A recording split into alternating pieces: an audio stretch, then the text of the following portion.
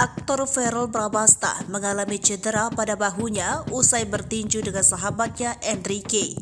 Dari insiden itu, Verrell Bramasta mengaku bahunya copot sehingga ia mengambil langkah pengobatan alternatif untuk menyembuhkan cederanya. Momen Verrell diobati oleh sosok bernama Haji Naim diunggah di media sosial pribadinya pada Minggu 4 Desember 2022. Menjalani terapi urut pada Haji Naim, Verrell Bramasta terlihat meringis kesakitan, di mana Verrell menjalani pijat atau urut guna memulihkan kondisi tubuhnya. Tampak dalam video dia mengaku cedera yang dialaminya mulai membaik. Dia juga menunjukkan bagian bahu kiri yang masih terasa nyeri dan sakit. Melihat postingan ini, Vena Melinda ikut berkomentar. Sebelumnya, Verrell Bramasta menjadi pemenang dalam duel tinju dengan Enrique di salah satu stasiun televisi.